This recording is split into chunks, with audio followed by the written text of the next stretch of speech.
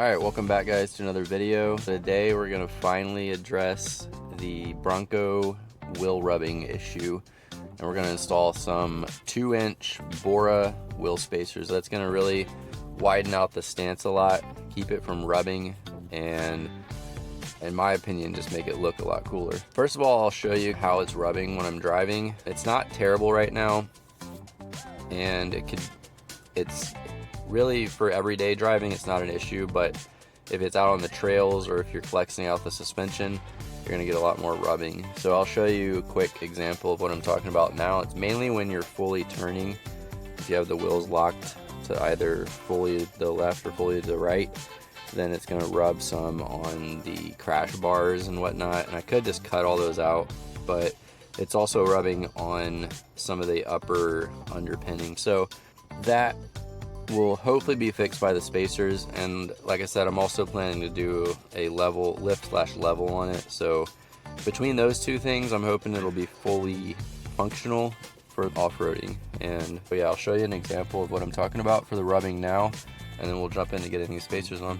So as you can see, it's rubbing right against this crash bar, and then on the front I think it just touches on this guy a little bit. Or actually it's more in on the inner part of it right here where it's rubbing. So spacers won't fix that too much, but this part it should fix, is what I'm hoping the spacers will actually address, is where it's touching right there. Getting that pushed out another 2 inches should hopefully get us into this space, and we won't have to worry about the rubbing there. In the back, same thing, we'll pull off away from this. We won't be hitting and rubbing right there. You can see how that's rubbed, the paint's rubbed off right there. That's exactly where it's hitting. And obviously, yeah, I could cut these out, and I probably will for even more space in the future, but I still want to pull these wheels out a little bit more and prevent any unnecessary rubbing. Alright, so let's jump into it. Alright, so we got the jack ready. We're gonna get the sockets and lug wrench set up and get these wheels broke loose, and then we'll get them off, pop on the spacers, pop them back on. Then we got to drive, I forget how long it is, but a couple of miles at least, and then take the wheels back off, torque back the spacers to spec, and then we're good. Alright, so I'm going to jump into it and start getting these wheels off. First of all, let's take a look at the spacers we got. Alright, there they are. So went with Bora just because it's probably the most well-known brand, and it's got a lot of quality behind its name. So when you're putting something like spacers on your tires, especially for something this big, like 37-inch tires, you want to make sure you're getting a quality product on there and not something that's going to snap or crack or break. And also definitely want hub centric, which means right here the hub is going to fit onto this little lip, and therefore it's not going to be able to slide around, or you won't be able to install it incorrectly essentially. And so that's going to be a big help, just ensuring that we don't break anything per se or have any mishaps happen. And obviously that always could happen when you're doing something like this, but you just want to install them correctly and check them routinely to make sure that they're tight and there's no damage happening, no cracks happening, etc. But really all you're doing is extending your wheel out. So this is the same material as my actual wheel is made out of, and so you're just putting this extension on there, and as long as you do it correctly, there's really nothing to worry about. You just want to make sure you maintain them and keep an eye on them. But alright, let's jump into it. All right, so we're gonna use this guy just to break everything free real quick, and that way then we can use the impact to get everything off. All right, we'll go ahead and break all the tires free. That way we'll just speed up the process when we go to remove everything. By the way, if you're noticing the wheel color or the wheel protective ring color change or orange again, that's because, yeah, after the last video, I was like, you know what, I missed the orange, but I want a different color orange. So this is actually Porsche Lava Red, or Lava Orange rather. And it looks pretty cool, like different angles it changes color. I don't know if you can see it in this lighting, but yeah, it's a cool color. I like the orange, so I went back to that. We'll see if I change my mind again. All right, let's go ahead and get this jacked up and then get these tires off. All right, that should do it. This thing has such long travel, it takes a lot to get it up off the ground. But the real question is, am I man enough to handle these 37-inch tires by myself? And we'll figure that out. Guess we missed one. So fun. There we go. Alright, so this is the hub assembly, and now these guys will just go right on here like that, and yeah, get bolted on. So let's go ahead and jump into it. Alright, guys. Forgot that I didn't have any blue Loctite, and a lot of people recommend you put that on the studs just so that they stay fit and or stay tight and don't work their way off as much. You don't want to use red because it's a little too strong, I think. So yeah, we'll get some blue Loctite, run to the store and get that real quick, and we'll jump back into the install video. Alright, got the Loctite, and now let's jump on getting these guys installed. Alright, so I moved this guide ring from my hub onto the spacer. That way the wheel, when it goes back on, it'll still go on in the center. Yeah, so it shouldn't be an issue at all. Now we'll put some Loctite on these guys and then get this mounted up. Don't need a whole lot on there, but just a little to keep these guys in place. Alright, so that's nice and mounted. Now we just need to torque it down to the spec, which I think is 100 foot-pounds. And so I'll double check that and then get it torqued. And you want to do this in a star pattern so that it goes on correctly. There we go. I think that's pretty good. I might do, I don't know. So the thing is, for the Raptor, the spec I think is 103 or 105. And so technically these are 37-inch tires. So the Raptor has 37-inch tires. I know the hubs are different on the Raptor, but I think just to be safe, and I read online a lot of people are going to like 40 for the spec on the torque spec. So I'm thinking I might bump it up to 110 just to be safe.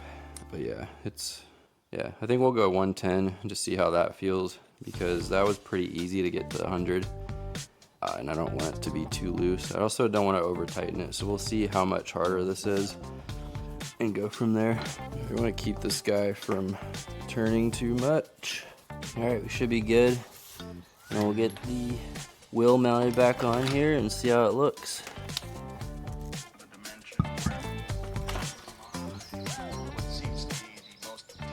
So I recently had my wheels rotated, otherwise this would be a good opportunity to do that as well. If you got them off, you might as well rotate them. But like I said, I just got that done going to my last oil change. The only trick you want to do is, since these are not really hub centric, we have that guide ring, but you want to make sure that they go on there straight. Alright, so there it is. That's the finished 2-inch spacer installed. The front wheels are turned a little bit, but you can see a huge difference between this guy and the previous one. So yeah, it's a big difference to really see in the back, and also once we straighten the wheels out. But going from that to this, yeah, that looks really good. So now I just got to do the same thing with the rest of them, and then when I let this down, I'll go ahead and tighten that guy up or torque it up. But yeah, that's pretty much the install process. We just got to repeat that 3 more times and then drive it, and then retorque them probably after 100 or 50 to 100 miles is what I'm hearing. It's probably a good spec. But yeah, so let's go ahead and jump to the back ones. I'll actually probably do that a little bit later. So I've got to go run a few errands, and then I'll switch over and get the other 3 tires switched over, and then we'll test out on some clearance and clearing some obstacles and whatnot, and on the turning radius. All right, so we're ready to tackle the rest of these tires. Let's go ahead and let this down and see how it looks. Oh yeah, that looks really good. Yeah, that's a big difference. I don't know if you can see it on the camera, but it's a lot different, and it looks really good. All right, let's hop over and do the other front wheel, and then we'll do the back. We already broke these tires loose, so we'll go ahead and just take them off. Go ahead and get this hub cleaned up, because you don't want any dust or debris in between the spacer and the wheel. And it's not going to be perfect, but at least anything major will get off of there. And then, just like last time, to put a little bit of Loctite on there, just so the lug nuts don't come off or work their way loose over time. You don't need too much, just a little bit. All right, and with that, you can put the spacer on. All right, now we will go ahead and torque these down. And again, I'm doing them at 110 foot-pounds just to be extra safe. I don't think that's too much. Yeah, I don't think 100 is too much, and I don't think 110 is too much, rather. And since we're running the larger tires, just feel better about it. All right, got that guy on. Now we just need to put the little guide bearing or guide clip back on, whatever it's called, and get this wheel back mounted up. That is no fun. And the only pain here is, unfortunately, we have to redo this in about 50 miles, but better safe than sorry there. You definitely want to make sure that they're 100% tightened on there, and that there's not loose in any way. All right, and then we'll torque those down once we lower it and complete the back. All right, so with that, let's jump to the back. Okay, that's a problem. We'll actually have to jack up the axle itself, because it's jacked all the way up and the tire is still on the ground. All right. Yeah, so we'll just come back and jack right there. Yeah, that's a lot better. All right, and just repeating the steps as before. Get some Loctite on there, not too much. And then we're ready to get it done. All right. Now let's get this guy mounted.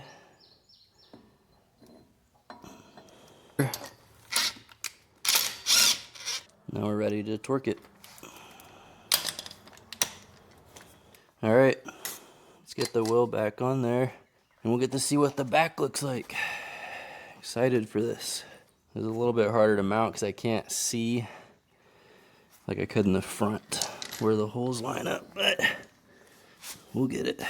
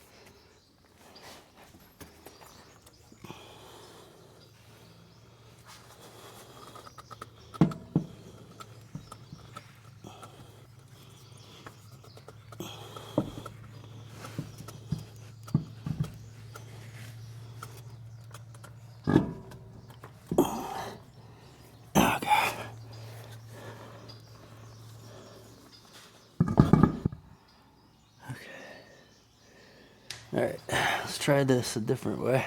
All right, good enough. All right, let's go ahead and torque these guys up. Actually, we'll wait.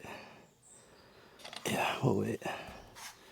All right, I'm gonna jump over and do the other side now, and then I'll show you the updated result for the rear and for the entire vehicle.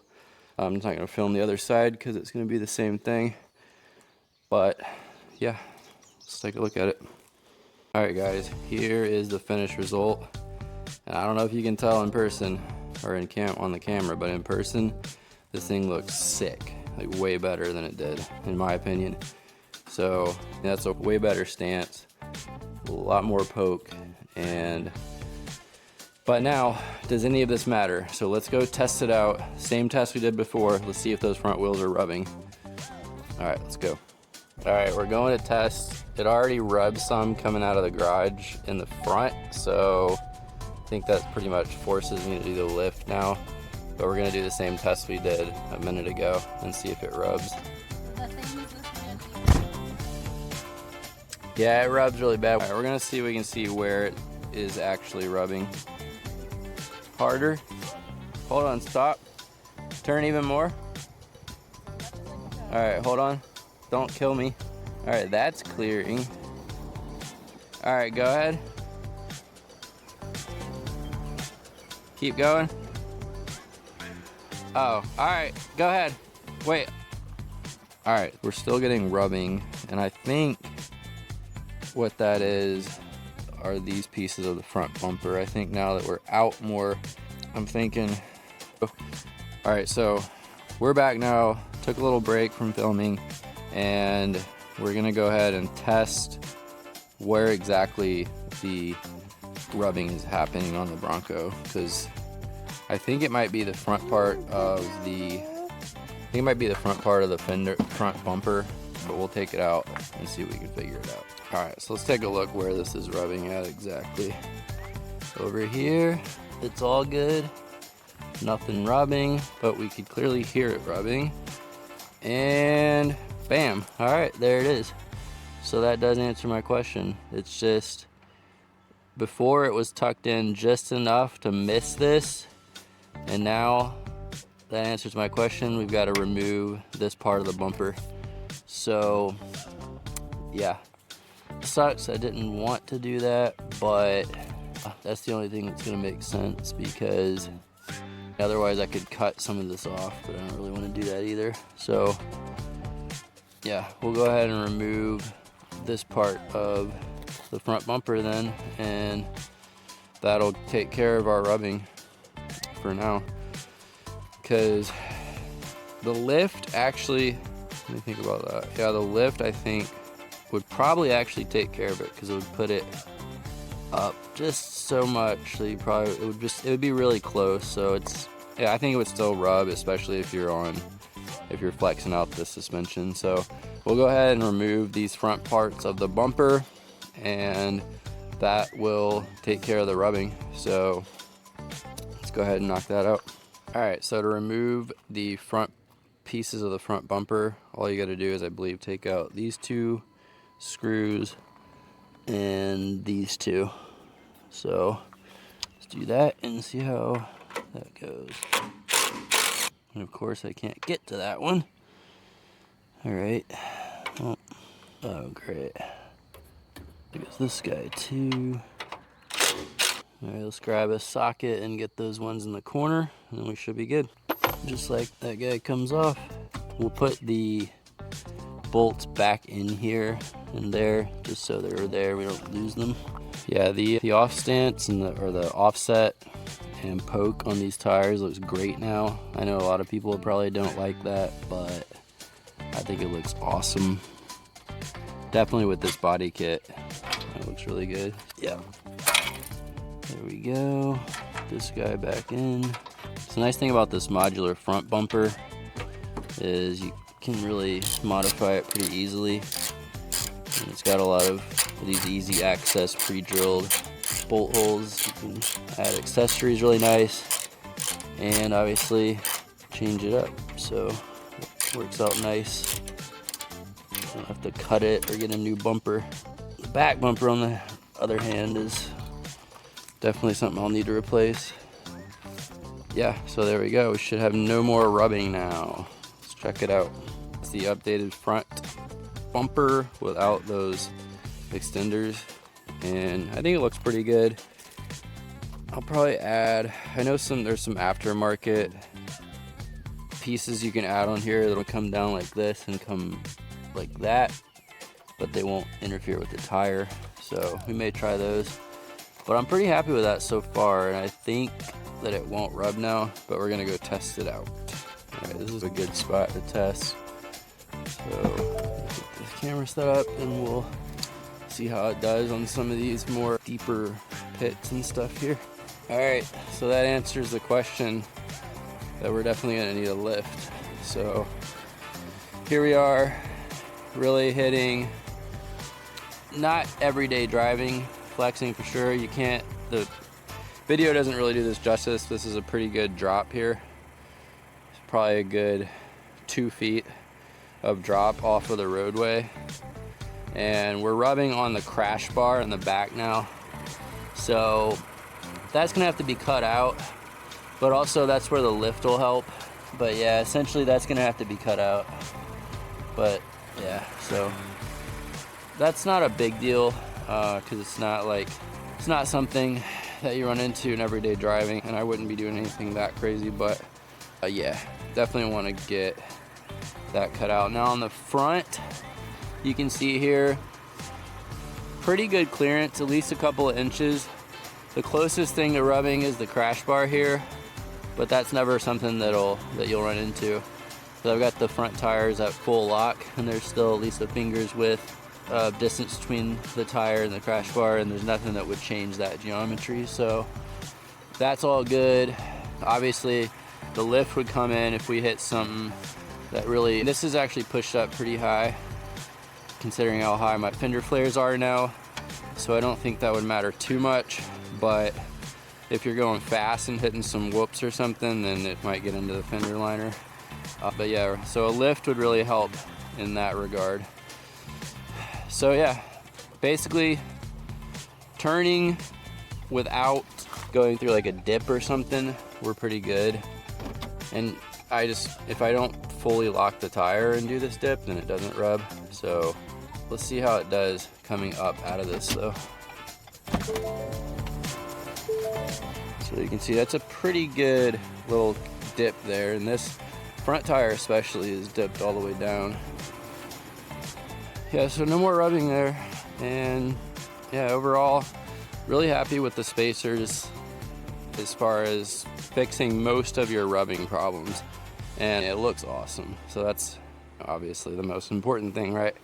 But yeah, it looks great, and I know it's the right way to do this would obviously be to get some wider axles on there, and someday I may do that. Can't really justify that right now. I don't do any hard wheeling in this thing. Definitely no rock crawling or anything right now. Hopefully one day I will. But yeah, can't really complain for the spacers. And I think we did them the right way, so I'm not too worried about them breaking off or anything like that. And we'll definitely keep them maintained and make sure that they stay tight and torqued down. But yeah, just can definitely say the camera angles of this, and they look fine, but they don't do it justice. It looks amazing now with these wheels poking out a little bit more. So yeah, that's it for this video. Thank you guys for watching. Next video for the Bronco will probably be the lift or leveling kit that I'm gonna do. So yeah, we'll get it lifted up just a little, nothing crazy, probably like either a 1 inch in the back and 2 in the front, just to kind of level it, or we may do a 2/3 if we want to get crazy. And the other thing I definitely want to do on the Bronco is replace the rear factory bumper. It's fine, but this is plastic. I know there's some metal in there, but flimsy and doesn't look very good. So we'll get a nicer rear bumper on there, and yeah, we'll go from there. But thank you guys again for watching, and look for more videos coming soon.